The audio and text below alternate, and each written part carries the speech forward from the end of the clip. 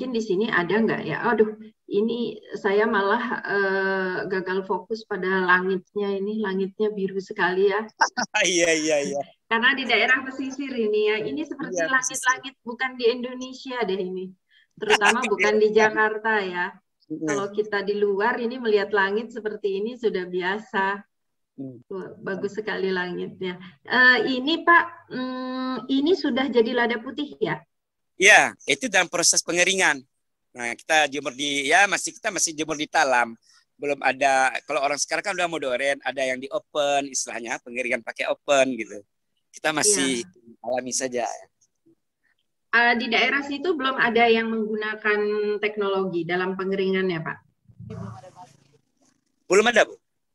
Karena kan ini kan maksudnya begini. Lada ini tidak diangkat sebagai isu yang menarik, itu yang lucunya. Ya, misalkan isu yang dikembangkan sekarang kan misalkan sawit. Nah, sawit itu kan ATM dianggap orang. Jadi pada lada ini kok nggak ada, maksudnya tidak ada dalam program-program maksudnya. Ya, misalkan program pengembangan yang dilakukan oleh pemerintah daerah, mesti isu lada ini tidak ada gitu. Ya, nanti jadi akan ada Pak setelah acara ini.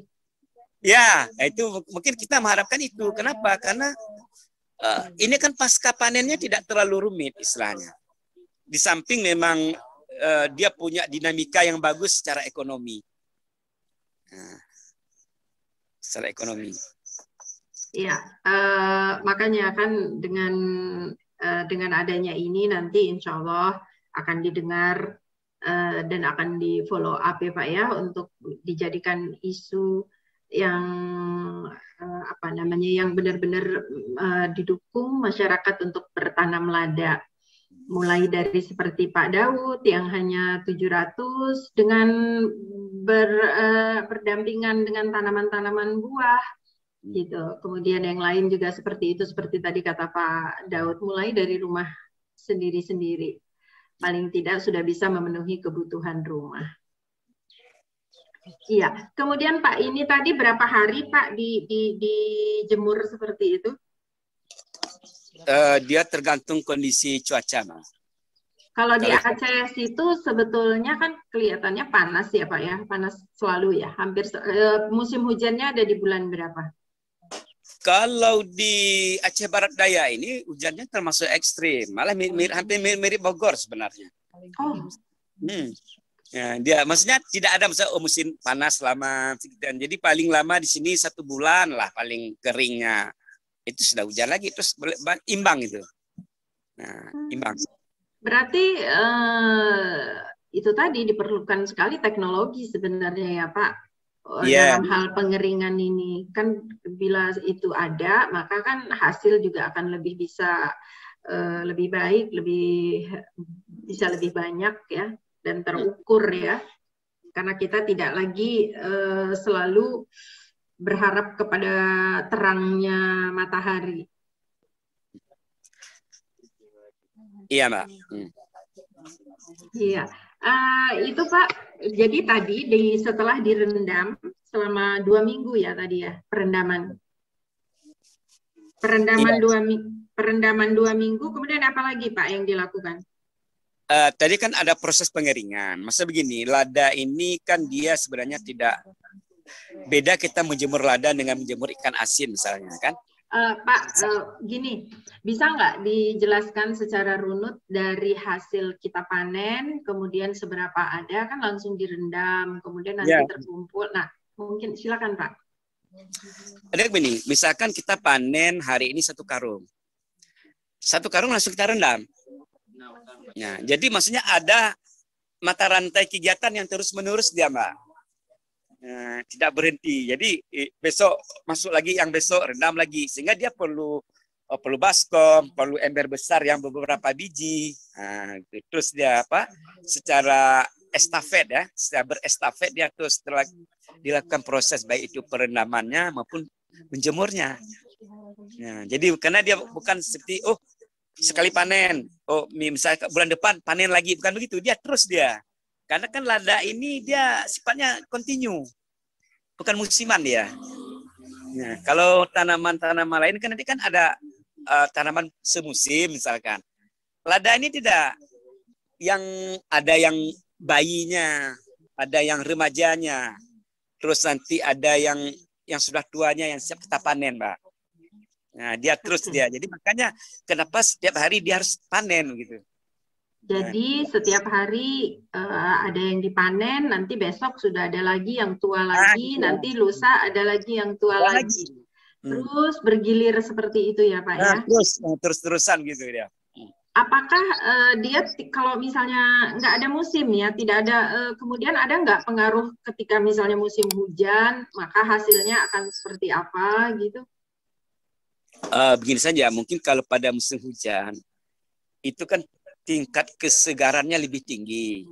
Nah, mungkin ada pengaruh nanti mungkin bulirnya lebih agak besar-besar sedikit gitu dibandingkan pada musim kekurangan air. Nah, oh gitu. Nah, jadi tadi berarti Bapak dalam 1 tahun itu setiap bulannya akan menjual sekitar 70 kilo lada. Itu selama 12 bulan dalam setahun itu full ya Pak ya, terus-terusan ya Pak ya? Dia full, biasanya dari tahun ke tahun dia terus meningkat ya Mbak. Karena sejalan dengan besar rimbun dia, tinggi terus gitu. Nah, dia meningkat terus dia. Maka memang lada ini untuk ekonomi sangat menjanjikan ya Pak ya? Iya, kalau kita rasa-rasakan demikian sebenarnya. Jadi masalahnya kita kan panen setiap hari gitu kan menarik. Kemudian ada semacam keterjaminan lah, maksudnya itu tanaman itu kan bisa keterjaminan. Kalau kita mau pinjam sama orang, oh ada nanti besok ada lada lagi gitu. Umpamanya begitu, Pak.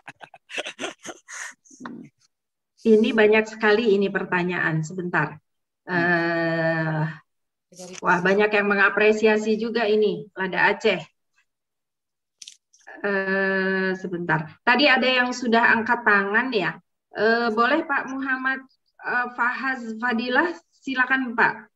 Ada yang mau ditanyakan, silakan. Pak Daud, kita sambil tanya jawab ya Pak Daud ya, santai ya Pak Daud ya. Oke Pak, santai. Silakan Pak Muhammad Fahaz. Pak Muhammad Fahaz, mungkin. Oke Pak Muhammad.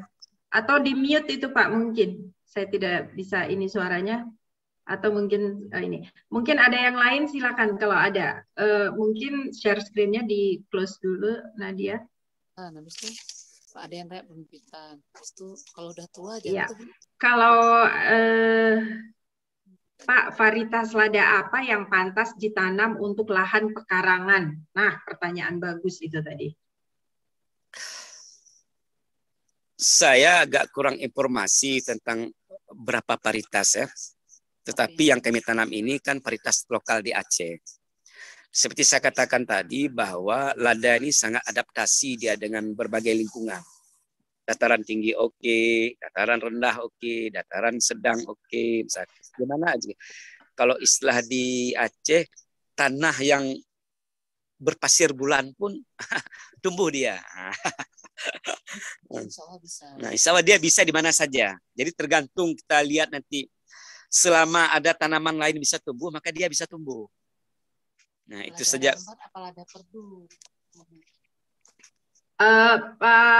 Pak Daud, waktu yang untuk Pak Daud ini ya, yang Pak Daud tanam ini bisa cerita nggak seperti apa awal bertanamnya, kemudian caranya seperti apa supaya kita peserta bisa betul-betul paham dan bisa nantinya pastinya akan mencari tahu lagi, tapi paling tidak sudah mempunyai dasar untuk bagaimana cara bercocok tanam dari awal sekali Pak. Silakan Pak. Dulu kan kami dengan teman, ada senior saya itu Insinyur Teguh Ahmad, dia sudah melalang buana ke Thailand kemana-mana kan. Jadi sebenarnya berbicara lada ini tetap tidak bisa kita lepaskan sebagaimana judul kita hari ini, sejarah. Lada ini kan sangat seksi, sehingga penjajah pun datang. Ada apa sebenarnya dengan lada ini kan? Tapi kok tiba-tiba dia menjadi tidak seksi dan terabaikan. Sementara konsumsi dunia terhadap lada nggak pernah berubah-berubah misalnya. Nah, jadi nggak pernah berubah. Jadi kenapa kita menanam lada? Kita ingin sebenarnya karena dia itu adalah komoditi masuk kemana saja, ke farmasi, ke jamu, ke obat urut, segala macam dia masuk. Jadi kalau untuk menanam lada, saya pikir selama tanaman lain bisa tumbuh, dia bisa tumbuh.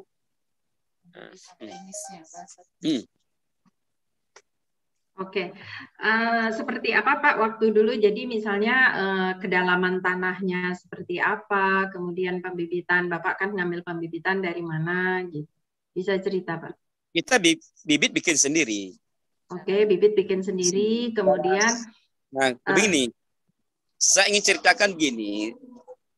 Sebenarnya tanam lada ini tidak lebih sama dengan seperti kita tanam kangkung sebenarnya. Ya, tanam singkong, dia mudah tumbuhnya. Nah, mudah. Maksudnya tidak ada hal-hal yang sangat perlakuan khusus dengan lada itu. Jadi kalau kami selama ini gampang-gampang saja, kita ambil nanti steknya yang bagus, masukkan terus ke tanah di polybag, misalkan, udah tumbuh dia, tidak seberapa lama. Kemudian yang jelas tanaman itu mungkin lada itu tidak boleh kita tanam terlalu dalam dia. Ya, dia sebatas tanah polybag aja gitu. Kan ada orang kadang-kadang nanti menanam tanaman itu sangat mendramatisir. Dia gali lubang besar-besar, dia ambil pupuk yang banyak, dia timbun dulu di situ macam enggak. Lada biasa aja. Kalau saya perhatikan ya kayak tanam singkong lah. Tidak rumit sebenarnya. Nah, jadi orang dulu juga begitu tanam lada. Saya pikir dengan kemudahan bertanam lada ini, maksudnya tidak ada yang terlalu kita dramatisir dengan lada ini, perlakuan kita kepada lada. Sangat mudah. Nah, misalkan Mbak Ila ada pekerangan. Di tepi tembok itu tanam aja 2 batang di situ. Ya, steknya yang ada bakal tumbuh aurat akarnya. Nah, tanam terus di situ. Ya, kira-kira 2 minggu nanti udah pulih tumbuh dia. Jadi simpel sekali. Oke, perawatannya seperti apa Pak? Yang jelas semua tanaman kan perlu nutrisi. Persoalannya sekarang adalah antara organik dan anorganik. Nah, kalau misalkan tanaman itu kita tanam di sekitar rumah, saya pikir banyak sekali perlakuannya sangat sederhana. Bisa nanti kita siram dengan air cuci ikan, dengan air beras, daripada terbuang begitu saja kan banyak sekali. Banyak hal yang bisa kita lakukan. Nah, tapi pengalaman-pengalaman yang sudah itu air cuci ikan, kita kan potong-potong ikan bersih-bersih kan ada airnya itu, bisa kita simpan dulu barang 1 minggu. Itu biasanya sangat memicu buah. Nah, kami lihat itu di lada ataupun di jeruk nipis di belakang rumah kita siram dengan air itu biasanya bunganya banyak. Ya. Kalau Pak Yusra, Pak Daud, memang pure organik ya untuk pemupukan ya? Kami memang konsep bertani kami itu organik. Organik. Kemudian itu pemupukan berkala berapa lama sekali Pak? Berapa minggu atau berapa bulan? Itulah sebenarnya kan dia kondisional, Bu. Sangat kondisional. Maksudnya itu tanaman itu akan melapor kepada kita dengan kondisi batang dia yang tumbuh. Ya, ketika memang dia sudah mulai kemuning, misalkan, berarti ini sudah kekurangan ini, kekurangan nitrogen kah, kekurangan P-nya kah, apanya kah, gitu kan? Nah, jadi tidak ada mesti berkala. Maksudnya itu kadang-kadang kita konsep pemupukan itu kan lucu kadang-kadang. Nah, saya pernah kalau di kampung itu, kita kasih pupuk untuk apa? Untuk pancing aja katanya. Loh, tanaman itu, wajah tanaman, jasad tanaman itu menampakkan kepada kita apa yang harus kita berikan kepada dia. Nah, dan tidak semua tanaman perlakuannya sama. Nah, walaupun sama kita tanam, kan tidak sama nanti tumbuhnya. Karena tergantung di areal dia tumbuh itu nanti mungkin ada kekurangan zat tertentu. Ya, untuk pokok rimbun yang lain, pokok batang yang lain, mungkin dia mencukupi. Jadi saya pikir itu disitulah kita mungkin harus bersahabat dengan tanaman. Kita lihat dia, bagaimana wajah dia, lesukah, segarkah, baru. Nah, tidak ada istilah itu.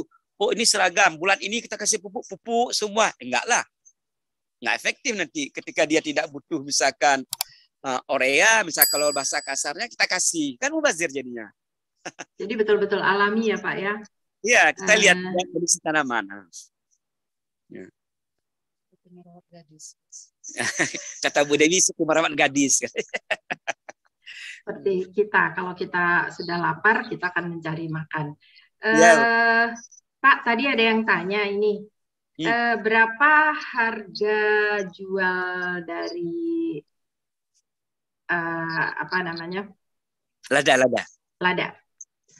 Kalau lada putih di tempat kami itu di pasar lokal biasa, pasar tradisional itu 70.000 diambil. Nah, maksudnya 70.000 itu diambil oleh orang pasar. Nanti dia jual oleh orang pasar, tak tahu kan? Ke kita diambil sekilo 70.000. 70.000 itu orang pasar ya Pak ya yang ngambil ke Bapak pasar, ya? Iya.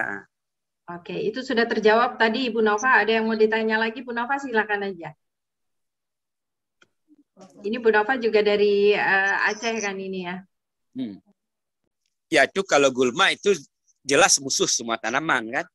Nah, petani yang berusaha untuk tanaman dia atau petani pengusaha itu harus kita bedakan dulu. Nah, saya ambil contoh Mbak Ila. Di kecamatan kami itu Mangging Raya, Mangging namanya. Itu memproduksi mangga luar biasa, dikirim, itu terkenal di supermarket di Medan, itu mangga Mangging namanya. Kalau Mbak Ila pergi ke Mangging, itu nggak ada kebun mangga. Yang ada tanaman perkarangan.